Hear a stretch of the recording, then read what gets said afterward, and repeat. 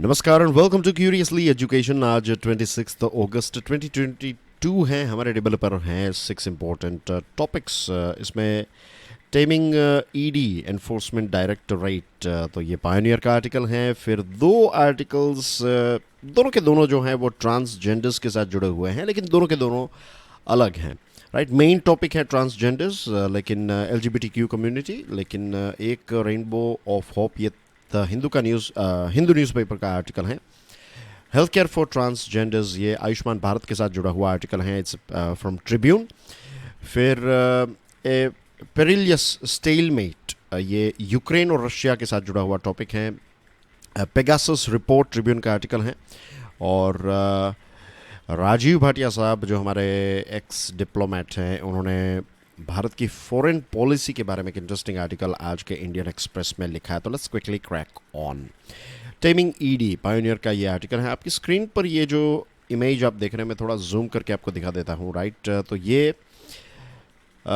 कल के Times of India का फर्स्ट पेज है, और इसमें आप देख सकते हैं Supreme Court agrees to review widely criticised PMLA, जो prevention of money laundering act का जो जजमेंट है, तो उसको ओपोजिशन पार्टीज़ ने काफ़ी क्रिटिसाइज़ किया। इसमें ईडीज़ को कुछ एक्स्ट्रा पावर्स दिए गए हैं, तो अब सुप्रीम कोर्ट जो है इसको रिव्यू करने वाला है।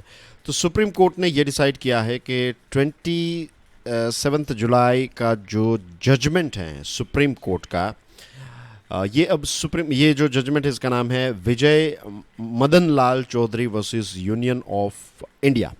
और ये जो 27 जुलाई वाला जजमेंट है, तो इसको काफ़ी क्रिटिसाइज़ किया गया है।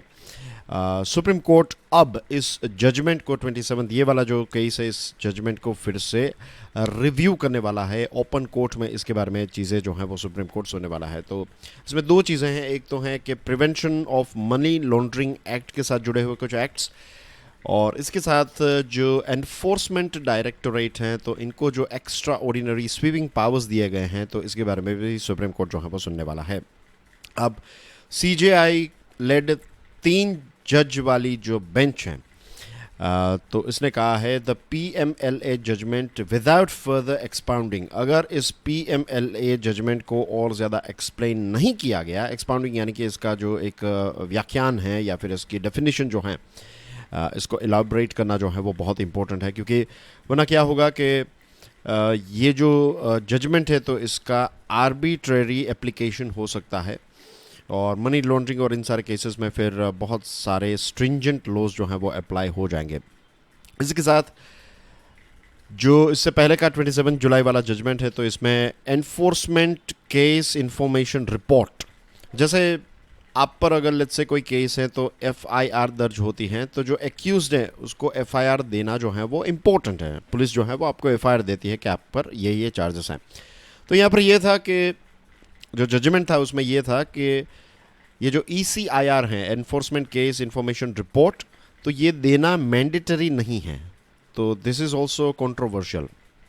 तो अब इस वर्डिक्ट को रिकन्सिडर करने के बारे में सुप्रीम कोर्ट ने डिसाइड किया है, और इसमें दो इश्यूज हैं। एक तो reversal of the presumption of innocence, यानी कि जो नॉर्मल लॉ में क्या होता है, मैं बहुत ही ब्रीफली बात कर रहा हूँ यहाँ पर, राइट, क्योंकि चीज़ें इतनी कोई डिफ़िकल्ट नहीं है समझने में। अगर आप पर कोई इल्ज़ाम है तो आपको बेल क्यों दी जाती है? क्योंकि जब तक आप प्रूव नहीं होते, आप गिल्टी प्रूव नहीं होते, तब तक इनोसेंट माना जाता है। लेकिन यहाँ पर इन केसेस में, PMLA में, और ये केस जो है, तो इसमें ये जजमेंट जो है, तो इसमें ये चीज़ जो है वो रिवर्स हो गई थी। और एनफोर्समेंट ऑफ ये ECIR के ये शेयरिंग करना जो है, तो ये भी इम्पोर्टेंट। तो ये दो चीज़ों पर अब फिर से इसका जो है वो रिव्यू होगा।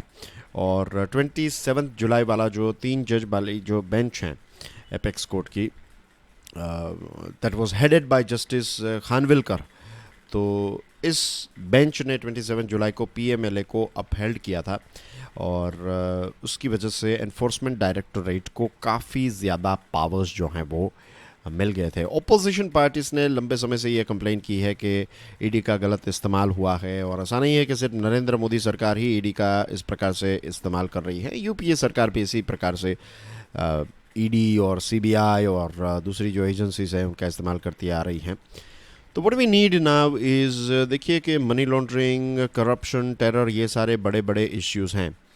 इनको हैंडल करने के लिए what we need is, we need to make this agencies apolitical, right, कि इन एजेंसीज को अपने पॉलिटिकल बॉसेस की ग्रिप से हमें छुड़वाना पड़ेगा।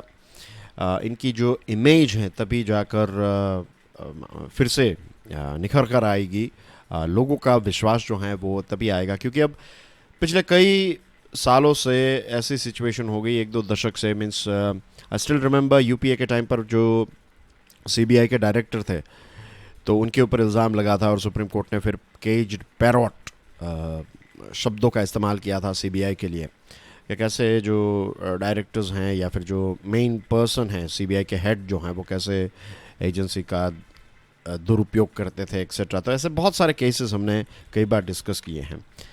तो यहाँ पर ओपोजिशन कुछ करे और ओपोजिशन कुछ कहती है, सेंट्रल गवर्नमेंट कुछ कहती है, इससे पॉलिटिशियंस पॉलिटिकल लेवल पर शायद उनका फ़ायदा हो ना हो, दैट्स अ डिफरेंट थिंग। लेकिन हमारा यहाँ पर फोकस ये नहीं होना चाहिए। हमारा फोकस ये होना चाहिए कि ये सारी एजेंसीज जो हैं वो ए पॉलिटिकल बन जाए, इसमें पॉलिटिशियंस जो हैं उनका हस्तक्षेप ना हो इनके ऑपरेशंस में, और ये इम्पार्शियली काम करें, किसी भेदभाव या फिर किसी भी पक्षपात के बिना काम करे। इस प्रकार की एजेंसीज जो हैं वो हमें बनानी चाहिए। This reminds me of party get scandal. Party get scandal जो हैं ये यूके का स्कैंडल हैं, और इसमें जो बोरिस जॉनसन हैं जो प्राइम मिनिस्टर हैं यूके के, आई थिंक वो अब जाने वाले हैं। लेटेस्ट मुझे यूके के बारे में अभी अपडेट नहीं है, बट वो अभी इंटरिम हैं, राइट। अभी तो इंटरिम इन द सेंस कि अभी वो ये प्राइम मिनिस्टर की कुर्सी जो है वो टेम्पररी उनके पास है, लेकिन someone else is going to take that place. क्योंकि ये पार्टी गेट स्कैंडल जो आया, तो इसकी इन्वेस्टिगेशन जो है तो वहाँ के एक पुलिस ऑफिसर ने, सीनियर पुलिस ऑफिसर ने की। और अब देखिए यूके के इस प्रकार की एजेंसीज और पुलिस की इम्पार्शियलिटी, कि प्राइम मिनिस्टर, एक सिटिंग प्राइम मिनिस्टर जो हैं उनको दोषी पाया जाता है और फिर उनको फाइन पे करना पड़ता है। हमारे देश में ऐसा क्या होगा, एक एमएलए को भी फाइन करना जो है वो इट्स लाइक नियरली इम्पॉसिबल जैसी चीज़। Forget about prime minister and chief ministers. तो ऐसी एजेंसीज अगर हमारे देश में हो यूके टाइप के, इम्पार्शियली पुलिस ऑफिसर्स जो हैं वो इन्वेस्टिगेट करते हैं और फिर इम्पार्शियल तरीके से करते हैं, वो अपना काम जो, अपनी जॉब जो है वो इम्पार्शियलिटी से करते हैं, तो ऐसा कुछ हमारे देश में हो जाए तो कितनी सारी चीज़ें, कितने सारे प्रॉब्लम्स जो हैं वो हमारे देश के, करप्शन, मनी लॉन्ड्रिंग, गलत चीज़ें जो पॉलिटिकल पार्टीज़ के द्वारा की जाती है, मारपीट and so many things, right, वो सारी चीज़ें जो हैं वो धीरे धीरे करके ख़त्म हो जाएगी और हमारा देश जो है वो एक और ज़्यादा मैच्योर डेमोक्रेसी बन जाएगा। सोचिएगा इसके बारे में।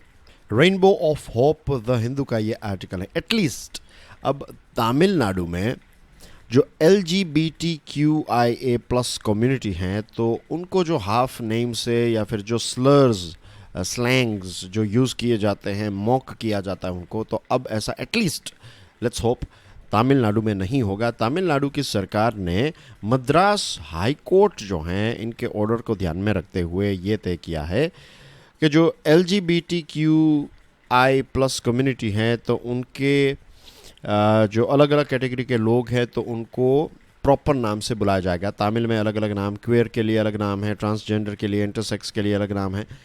तो इस प्रकार के नाम जो हैं वो department of social welfare and women empowerment ने, तमिलनाडु की जो ये डिपार्टमेंट है, इसने नोटिफाई किया, which is a very good thing. एक राइट स्टेप है इन द राइट डायरेक्शन। कुछ लोगों का कहना ये भी है कि ये जो जनरलाइजेशन है, तो इसमें से कुछ ऐसे लोग होंगे, कुछ ऐसे ग्रुप्स होंगे जो इस जनरलाइजेशन के बाहर रहेंगे, तो उनको शायद बेनिफिट नहीं मिलेगा। और 7 जून 2021 का जो वर्डिक्ट आया मद्रास हाई कोर्ट के एक जस्टिस एन आनंद वेंकटेश, अगर आप मेरे लेक्चर्स लंबे समय से देख रहे हैं तो आपको याद होगा हमने इनके बारे में डिस्कशन की थी। जस्टिस एन आनंद वेंकटेश, मेरा पुराना शायद 1 साल से भी ज़्यादा वक्त हो चुका है इस लेक्चर को। तो जस्टिस एन आनंद वेंकटेश जो हैं, उन्होंने जो स्टैंड लिया, मैंने उसकी उस टाइम पर भी प्रशंसा की थी। कि उन्होंने कहा, उन्होंने खुद एडमिट किया कि उनके खुद के जो मिसकंसेप्शंस हैं LGBTQIA+ कम्युनिटी को लेकर, तो उनको एज ए जज पहले उनको ये मिसकंसेप्शंस जो हैं उनको शेड करने पड़ेंगे, उसके बाद वो केस के बारे में कुछ कह सकते हैं. And this is a very open way of dealing with this thing. कैसा नहीं कि मैं जज हूँ और इतना एक्सपीरियंस जज हूँ, हाई कोर्ट का जज हूँ, तो मुझे तो सारी चीज़ों के बारे में पता नहीं. जस्टिस वेंकटेश साहब ने क्या किया, उन्होंने कहा कि LGBTQIA+ कम्युनिटी को लेकर मेरे भी कुछ मिसकंसेप्शन हो सकते हैं, मेरी भी कुछ गलत फहमियाँ हो सकती है, तो पहले मैं स्टडी कर लूँ, उसके बाद इसके ऊपर कुछ आगे काम किया जा सकता है. और वही किया उन्होंने जो जजमेंट दिया वो LGBTQIA+ कम्युनिटी के लिए काफ़ी इम्पोर्टेंट रहा, राइट. और हाई कोर्ट ने पुलिस को बताया, सोशल वेलफेयर मिनिस्ट्रीज़ को, स्टेट और सेंटर को बताया कि हमें इन कम्युनिटीज़ की सेफ्टी और सिक्योरिटी और सोशल बेनिफिट के बारे में सोचना चाहिए. यहाँ तक कि फरवरी में हाई कोर्ट ने union ministry of social justice and empowerment जो हैं उसको भी डांटा, उसको भी कहा कि देखिए आप जो NGOs के नाम हैं उसको फाइनलाइज करने में एक लंबा समय लगा रहे हैं.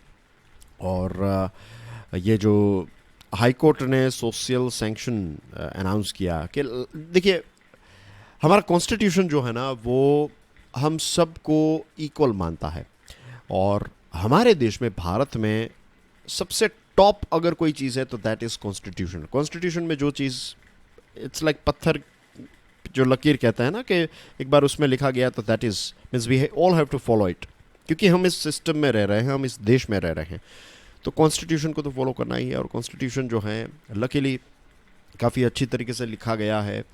अब देखिए हमारा देश जब आज़ाद हुआ तब USA में इक्वालिटी नहीं थी, राइट. USA डेवलप्ड देश और World War II में काफ़ी अच्छी तरीके से बाहर निकला था, बहुत पैसे थे, बहुत एडवांस था, ये सारी चीज़ें थी, लेकिन फिर भी उनकी सोसाइटी जो है उसमें इक्वालिटी नहीं थी. फिर सिविल राइट्स मूवमेंट और उसके बाद वहाँ पर जो ब्लैक अमेरिकन्स हैं तो उनको राइट्स मिले. लेकिन हमारे देश में तो जब से हमारा देश आज़ाद हुआ, जब से हमारा कॉन्स्टिट्यूशन इम्प्लीमेंटेशन में आया, तब से everyone is equal. Gender, caste, religion, ये सारी चीज़ें जो हैं उसके आधार पर सरकार या फिर कॉन्स्टिट्यूशन जो है वो हमें डिस्क्रिमिनेट नहीं करता है. तो अब बहुत सारी ऐसी कम्युनिटीज़ हैं जिनको ये सारा अधिकार जो है वो हमारे देश में नहीं मिल रहा था, लॉ में भी नहीं मिल रहा था और सोसाइटी में भी नहीं मिल रहा था. तो स्टेप बाय स्टेप ऐसे वर्डिक्ट के आने के बाद चीज़ें जो हैं वो राइट डायरेक्शन में जा रही हैं. और आर्टिकल 21 जो हैं इसका भी प्रॉपर इम्प्लीमेंटेशन जो है, डीप डाउन इम्प्लीमेंटेशन जो है वो होने की एक दिशा में हम आगे बढ़ रहे हैं. हमारे देश में LGBTQI+ कम्युनिटी जो हैं उनको इश्यूज जो हैं, अगर आप हिस्ट्री में जाएंगे then you will find this thing कि ब्रिटिश राज के टाइम पर ये सारे कम्युनिटी के लोग जो हैं उनके साथ इश्यूज होना स्टार्ट हुआ है. अगर आप इतिहास में जाएंगे, like I will give you couple of examples. Mahabharat का एग्जांपल आप देख लीजिए, तो एक शिखंडी नाम का एक कैरेक्टर है उसमें, और शिखंडी जो हैं वो युद्ध भी लड़ते हैं, राइट. तो इतना रिस्पेक्ट था. फिर मिडीईवल इंडिया के कुछ आप एग्जांपल्स कुछ अलग अलग जगहों की हिस्ट्री पढ़ेंगे देन यू विल फाइंड कि बहुत सारे ऐसे किंगडम्स थे जहाँ पर जो कमांडर थे वो ट्रांसजेंडर थे, यू नो. और we know the character of Malik Kafur, उनका और अलाउद्दीन खिलजी का जो एक रिश्ता था. जोधा अकबर फिल्म अगर आपने देखी है तो उनमें भी आप देखेंगे कि ट्रांसजेंडर्स जो हैं वो महारानी के साथ, राइट, जोधा बाई जो हैं तो उनका जो हाउस है, उनका जो भी घर है उस बड़े से महल में, तो डायरेक्ट एक्सेस हुआ करता था. राजा को भी मीन्स जो अकबर थे तो उनके सामने भी आ सकते. तो there are so many examples कि LGBTQI कम्युनिटी जो है उनके साथ ऐसा कोई डिस्क्रिमिनेशन नहीं होता था अगर देखा जाए तो. लेकिन ब्रिटिश राज के समय से ही फिर ये क्योंकि ब्रिटेन के इतिहास में जाएंगे, चर्च का जो रोल है और गेज और लेस्बियंस और उनको लेकर जो एक व्यू पॉइंट बनता था, तो उसकी वजह से फिर वही चीज़ जो है वो हमारे देश में भी इम्प्लीमेंट, और उसके बाद जो है LGBTQI+ कम्युनिटी को काफ़ी इश्यूज फेस करने पड़े हमारे देश में. But it's a good thing कि कोर्ट्स जो हैं वो राइट स्टैंड ले रही हैं, और तमिलनाडु की सरकार ने जो किया है, तो this is also a step in right direction. I hope कि दूसरे राज्य और सेंट्रल गवर्नमेंट भी कुछ इसी दिशा में स्टेप्स उठाएं। Health care for transgender Tribune का ये आर्टिकल है। सेंट्रल गवर्नमेंट ने एक बहुत ही इंटरेस्टिंग डिसीजन लिया है कि अब जो ट्रांसजेंडर लोग जो हैं, उनको आयुष्मान भारत प्रधानमंत्री जन आरोग्य योजना PMJAY जो हैं, इस हेल्थ इंश्योरेंस स्कीम के तहत उनको बेनिफिट मिलेंगे। बेनिफिट ये है कि ये जो 5 लाख वाली इंश्योरेंस की पॉलिसी है, तो इसमें अगर सेक्स रीअसाइनमेंट सर्जरीज जो हैं उनको भी कवर किया जाएगा, तो ये ट्रांसजेंडर्स के लिए काफ़ी बेनिफिशियल होगा। लेकिन हमारे देश में 4.8 लाख जितने मार्जिनलाइज्ड एंड स्टिग्मेटाइज्ड लोग हैं इस कम्युनिटी के, और 2018 में जब ये PMJAY को लॉन्च किया गया, जो यूनिवर्सल हेल्थ केयर प्रॉमिस कर रहा है ये PMJAY, तो PMJAY के साथ जुड़े हुए कुछ इश्यूज़ हैं, ये जब तक सॉल्व नहीं होंगे तब तक बेनिफिशरीज जो हैं उनको वो बेनिफिट्स नहीं मिलेंगे। फॉर एग्जांपल बहुत सारी प्राइवेट हॉस्पिटल्स जो हैं, दे आर नॉट हैप्पी कि उनको 15 दिन के अंदर, अगर फॉर एग्जांपल किसी गरीब परिवार के किसी व्यक्ति की सर्जरी की, और सर्जरी की कीमत हुई 2 लाख रुपए, तो ये 2 लाख रुपए जो हैं वो PMJAY के तहत उस हॉस्पिटल को मिल जाने चाहिए 15 दिन के अंदर। लेकिन बहुत सारे राज्यों से ये खबर आ रही है कि प्राइवेट हॉस्पिटल्स को टाइम पर इंश्योरेंस के पैसे नहीं मिल रहे हैं, इंश्योरेंस कंपनी से पैसे नहीं मिल रहे हैं, और हंड्रेड्स ऑफ करोड़ जो हैं वैसे उनके ड्यू हैं, उनको पैसे नहीं मिल रहे। तो पंजाब की प्राइवेट हॉस्पिटल्स ने अब पेशेंट्स के लिए दरवाजे जो हैं वो बंद कर दिए हैं, और पंजाब गवर्नमेंट ने कुछ कॉन्ट्रैक्ट जो हैं वो टर्मिनेट किया, तो इसकी वजह से 45.60 लाख बेनिफिशरीज जो हैं उनका क्या होगा, ये भी एक बहुत बड़ा प्रश्न उठता है। गुजरात में भी ऐसा ही हुआ है। PMJAY के क्लेम्स जो हैं वो माउंट होने लगे हैं, और प्राइवेट हॉस्पिटल्स जो हैं वो अब ऐसे केसेस को हैंडल करने के लिए तैयार नहीं है। अगर उनको स्मूथली पैसे मिल जाए तो फिर प्राइवेट हॉस्पिटल्स और डॉक्टर्स जो हैं वो ऑपरेट और फैसिलिटीज़ प्रोवाइड करने के लिए तैयार रहेंगे, लेकिन उनको टाइम पर पेमेंट नहीं मिलेगा, तो यही इशू होगा। यही इशू जो है वो हमें राइट टू एजुकेशन के साथ भी देखने को मिला था। तो we need to make this thing bit more robust. Ayushman Bharat के तहत ट्रांसजेंडर कम्युनिटीज़ को कवर करने की बात है, अच्छी बात है, लेकिन टाइम पर पैसे नहीं मिलेंगे तो हॉस्पिटल्स जो हैं वो सपोर्ट नहीं करेगी। और फिर ये भी एक पंजाब में ट्रिब्यून न्यूज़पेपर में यह रिपोर्ट आया था कि फेक आयुष्मान कार्ड जो हैं वो मिल रहे हैं 2000 रुपये में। इन एलिजिबल लोगों को भी ये PMJAY के कार्ड जो हैं वो मिल रहे हैं, तो ये भी एक कंट्रोवर्सी चल रही है। दूसरी तरफ हमारे यहाँ पर मेडिकल इंफ्रास्ट्रक्चर, डॉक्टर्स, नर्सेस, इनकी भी कमी है, एडिक्वेट नंबर में नहीं है, तो इनको भी बूस्ट करना पड़ेगा। तो डिसीजन अच्छा है कि कम्युनिटीज़ को, ट्रांसजेंडर कम्युनिटी को कवर करने की बात है, इसमें सर्जरीज़ को कवर करने की बात है, लेकिन PMJAY के जो इश्यूज़ हैं, इल्स जो हैं इसको पहले क्यूर करना पड़ेगा, इसके बाद ही बेनिफिट्स जो हैं वो रियली में बॉटम तक पहुंचेंगे, इज़न्ट इट। द हिंदू का ये आर्टिकल है, it's about Russia versus Ukraine conflict. अब एक डेंजरस स्टेलमेंट में पहुंच गया है, 6 महीने हो गया है इस युद्ध को, और यूक्रेन ने जिस प्रकार से रशिया के अटैक को रेजिस्ट किया है ये वाकई काबिल तारीफ़ हैं। कीव में रशिया की फोर्स पहुंच गई थी, तो ये वापस यूक्रेन ने अपने कब्ज़े में ले लिया। खार्किव जो सेकंड बिगेस्ट सिटी हैं यूक्रेन का, तो वो भी अपने कंट्रोल में ले लिया है। बाकी ईस्ट और साउथ में बहुत सारी टेरिटरीज जो हैं वो आज रशिया के कंट्रोल में हैं, और ये युद्ध की वजह से ट्रांस अटलांटिक अलायंस जो है वो और ज़्यादा मजबूत हुआ है। फिनलैंड और स्वीडन जैसे देश जो हैं वो नेटो में ज्वाइन करने के बारे में बात कर रहे हैं, उन्होंने फॉर्मली अप्लाई भी कर दिया है।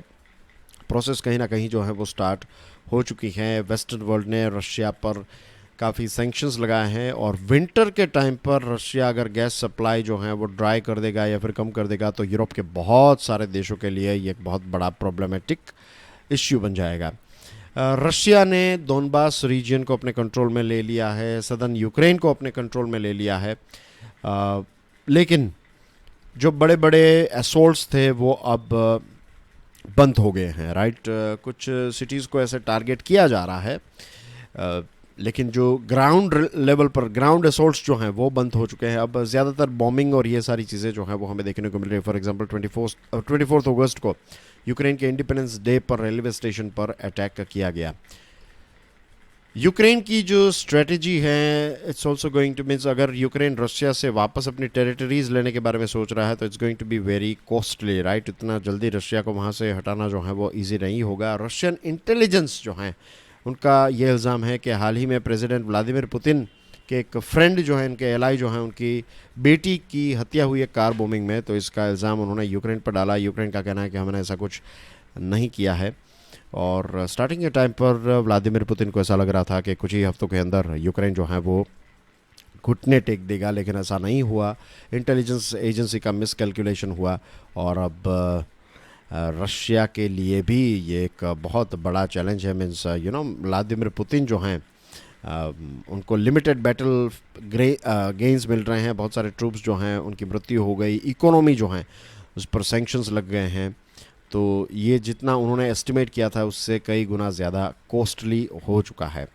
और वेस्टर्न वर्ल्ड जो है वो रशिया को पनिश करने के बारे में सोच रहा है और ज़्यादा इकोनॉमिक सैंक्शंस और आइसोलेट करने की चीज़ें जो हैं वो यहाँ पर नज़र आ रही। तो this is like an overall brief, right. UN और टर्की ने मिलकर जो ये ग्रेन डील करवाई, ब्लैक सी के माध्यम से यूक्रेन के पोर्ट से जो ग्रेन्स अलग अलग जगहों पर पहुंचेंगे, जुलाई में ये डील हुई थी, इसके बारे में भी हमने बात की थी। बोस्फोरस स्ट्रेट मैंने आपको दिखाई थी, राइट। तो आपके लिए एक प्रश्न है, बताइए कि बोस्फोरस स्ट्रेट जो है वो कौन से दो सीज को कनेक्ट करता है?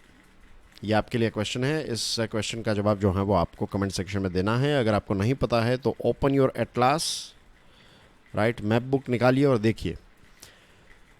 तो रीजनल प्लेयर्स जो हैं उनको मॉस्को और कीव के बीच में कम्युनिकेशन लाइंस को स्थापित करने की कोशिश करनी चाहिए।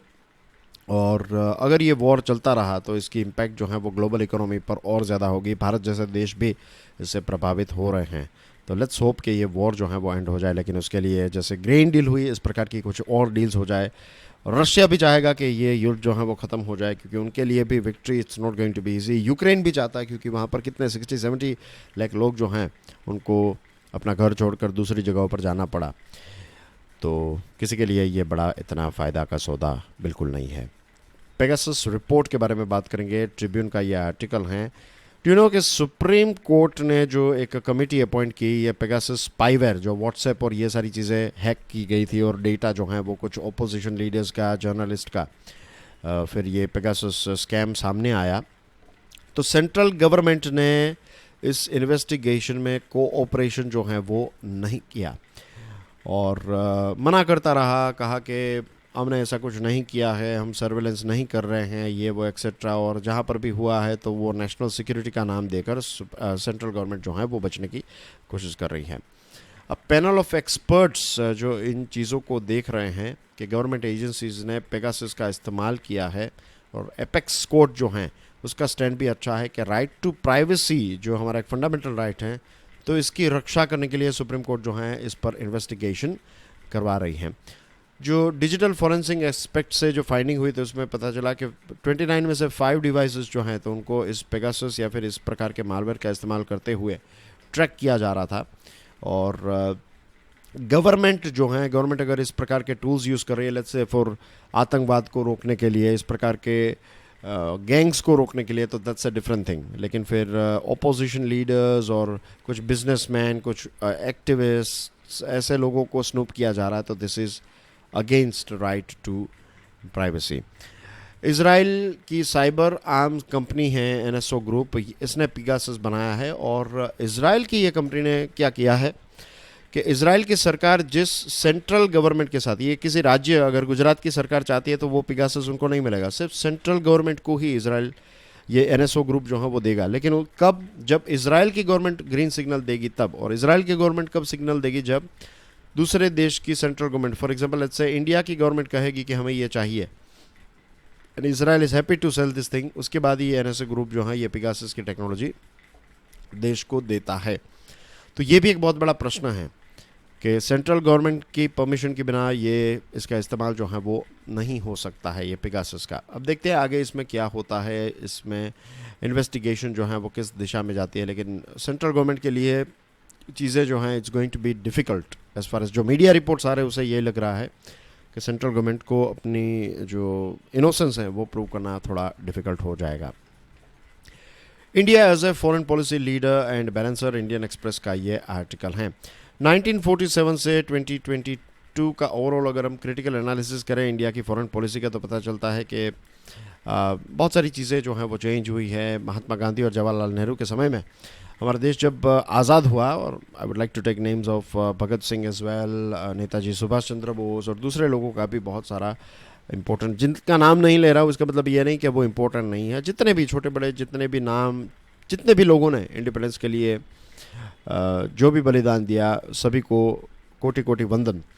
तो ये जो हमारे लीडर्स थे, तो वो ये समझते थे, और उनकी समझ जो है वो सही थी, कि हमारा देश जो है इसकी आज़ादी से और कुछ नहीं होगा। हमें एशिया और अफ्रीका के जो देश हैं, जो गुलाम हैं, उनको भी आज़ाद करवाना भारत की रिस्पॉन्सिबिलिटी है। तो इस प्रकार की फॉरेन पॉलिसी से हमारा देश जो है उसका जन्म हुआ। और एक समय था जब हम दूसरे देशों पर खाने पीने के लिए डिपेंडेंट थे, यूएसए एक्सेट्रा, लेकिन आज हम इंडिपेंडेंट हो चुके हैं, सेल्फ रिलायंट हो चुके हैं, और 5th लार्जेस्ट इकोनॉमी भी बन गए हैं। South Pacific, South East and South Asia, Asia, Europe, Indian Ocean region, Africa, North America, Latin America, हर जगह पर हमारे रिलेशनशिप जो हैं वो काफ़ी अच्छे हैं। यूएन देख लीजिए, G7 में हमें बुलाया जाता है, ब्रिक्स के फाउंडिंग मेंबर्स हैं, G20 के बारे में कल हम बात कर रहे थे। तो हर जगह पर इंडिया जो है वो एक बहुत ही इम्पोर्टेंट प्लेयर है फॉर श्योर। नेशनल इंटरेस्ट जो है वो प्राइम रहता है फॉरेन पॉलिसी में। नेशनल सिक्योरिटी भी बहुत ही एक इम्पोर्टेंट रोल प्ले करती हैं। और दोस्तों, दूसरी जो चीज़ भारत की हमें देखने को मिली वो कोविड-19 के टाइम पर, कि 90 जितने देशों की मदद जो है वो भारत ने की। वैक्सीन्स और मेडिसिन जो हैं वो कोविड के टाइम पर पहुंचाने लगा। तो दिस इटसेल्फ इंडिकेट्स कि दुनिया को अगर कोई प्रॉब्लम होता है तो भारत ऐसा देश नहीं है जो फेंस पर बैठकर चीज़ों को देखेगा। भारत जो है वो एक एक्टिव रोल लेगा। फिर पाकिस्तान और चाइना के साथ जो हमारा कॉन्फ्लिक्ट हुआ, बांग्लादेश को लिबरेट करवाया, राइट। श्रीलंका और मालदीव्स जैसे देशों में हमने मिलिट्री इंटरवेंशन किया, लेकिन उसके बाद चीज़ें जो हैं वो काफ़ी चेंज होने लगी। USA, EU, France, Germany, UK, Japan, Russia, China, इन सारे देशों के साथ पोस्ट कोल्ड वॉर पीरियड में हमने रिलेशनशिप जो है उनको इम्प्रूव किया। यूनाइटेड नेशन सिक्योरिटी काउंसिल में तो हम परमानेंट मेंबर नहीं हैं, लेकिन जीडीपी और आईटी प्रोग्रेस को ध्यान में रखते हुए हम एक बहुत ही इंपॉर्टेंट लीडर बन चुके हैं। और आज भारत जो है वो एक बैलेंसर और लीडर हैं। रशिया के साथ रिलेशनशिप अच्छे हैं, चाइना के साथ चीज़ें अच्छी नहीं चल रही, लेकिन बहुत ही बैलेंस तरीके से चल रहे हैं। वेस्टर्न वर्ल्ड के साथ रिलेशनशिप जो हैं वो इम्प्रूव होते जा रहे हैं। वेस्ट एशिया के साथ रिलेशनशिप इम्प्रूव होते जा रहे हैं। नेबरहुड में भूटान, बांग्लादेश, मालदीव्स के साथ रिलेशनशिप काफ़ी एक्सेलेंट हैं। अफगानिस्तान, नेपाल और श्रीलंका में एंटी इंडिया लहर चल रही थी, लेकिन कोविड-19 के बाद अब यहाँ पर भी प्रो इंडिया बातचीत जो है, प्रो इंडिया एक चीज़ जो है वो हमें यहाँ पर नज़र आ रही है। म्यांमार के साथ भी रीजनेबली गुड रिलेशनशिप हैं। सार्क बहुत इनएक्टिव रहा, तो हमने बिम्स्टेक पर फोकस करना जो है वो स्टार्ट कर दिया। इंडो पैसिफिक में भी हम एक इम्पोर्टेंट प्लेयर हैं, क्वाड के मेंबर हैं। फिर ऑकस जो है उसको सपोर्ट करते हैं। Indo Pacific economic framework, partners in blue Pacific, India's ASEAN पर फोकस है। आरसीईपी में से हम निकल गए, लेकिन फिर भी चाइना को पुशबैक देने के लिए भारत जो है वो अलग अलग ग्रुप्स के साथ जुड़ा हुआ है। I2U2 के बारे में हमने बात की थी, राइट। तो ये इसीलिए पॉसिबल हो गया क्योंकि इंडिया यूएई, इंडिया इजराइल और यूएई इजराइल रिलेशनशिप जो है वो अब इम्प्रूव हो चुके हैं, नए लेवल तक पहुंच गए हैं। ईस्टर्न अफ्रीका और सदर्न अफ्रीका जो हैं, तो उनको भी हम इंडो पैसिफिक स्ट्रेटेजी का एक मेंबर बनाकर, एक पार्ट बनाकर चल रहे हैं। और हमारे 14 प्राइम मिनिस्टर्स में से 5 प्राइम मिनिस्टर, जवाहरलाल नेहरू, इंदिरा गांधी, नरसिम्हा राव, अटल बिहारी वाजपेयी और नरेंद्र मोदी साहब ने काफ़ी इंपॉर्टेंट रोल प्ले किया है फॉरेन पॉलिसी में। और मिनिस्ट्री ऑफ एक्सटर्नल अफेयर्स जो है वो बहुत ज़्यादा प्रोफेशनल, एक बहुत ही केपेबल एक इंजन बन चुका है। और हमारी फॉरेन पॉलिसी जो है वो academia, think tank, civil society, media सभी के साथ मिलकर हम फॉरेन पॉलिसी जो है वो सभी स्टेक होल्डर्स को ऑन बोर्ड लाकर हम फॉरेन पॉलिसीज़ बनाते हैं। और आने वाले समय में G20 के बारे में मैंने कल ही आपको एक्सप्लेनेशन दिया था, राइट, कि क्यों ये G20 की मीटिंग इंपॉर्टेंट है। तो वो वीडियो नहीं देखा तो आज का ये वीडियो आपको, ये वाला टॉपिक जो है वो आपको बहुत कम समझ में आएगा। बट वो वाला वीडियो देखा तो कि आने वाले समय में G20 के प्रेसिडेंट हम बनने वाले हैं, तो कितनी इंपॉर्टेंट चीज़ें जो हैं वो भारत के लिए as far as foreign policy या फिर ग्लोबल प्लेटफॉर्म इज़ कंसर्न, बहुत सारी इंपॉर्टेंट चीज़ें जो हैं, अपॉर्चुनिटीज़ जो हैं वो भारत हासिल करेगा और उसमें होपफुली सक्सेसफुल भी होगा। And that's everything in today's discussion dear friends. Thank you very much for watching this video को दूसरे स्टूडेंट्स के साथ शेयर ज़रूर करें।